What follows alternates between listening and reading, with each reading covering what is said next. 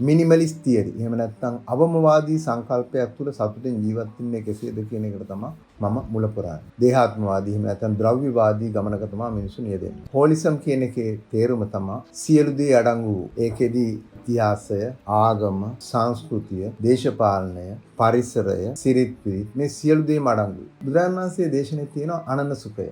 ණය නැති වෙලා කොහොමද ජීවත් වෙන්නේ? ණයයි නඩුවයි තියාගෙන කවදාකවත් ජීවත් වෙන්නට බෑ. අක්‍රෝධ මාරෝග්‍ය ජිතේන්ද්‍රියත්තන් දයාශමා සර්ව ජනප්‍රියත්තන් කොහොමද ඥානවන්ත පුද්ගලයෙකුට බිහි කරගන්නේ? බුදුරජාණන් වහන්සේ දේශනා කරනවා මහා පරිනිබ්බාන සූත්‍රයේ ගහක තියෙන වටිනාකම. කොහොමද කියන්නේ? වෘක්ෂය වනාහි තමාගේ වැඩිම සඳහා කිසියම් දෙයක් මිනිසාගෙන් නොඉල්ලන්නා වූ තමා විසින් නිෂ්පාදනය කරන්නා වූ සියලු දේ මනුෂ්‍ය වර්ගයා සත්ත්ව වර්ගයා පරිසරය සඳහා මුදා හරින්නා වූද ඒ වගේම වෘක්ෂයේ සිඳීමට එන පුරවකරුට සෙවණ සලසන්නා වූ බුදුමාකාර වස්තු. Even the X-Men is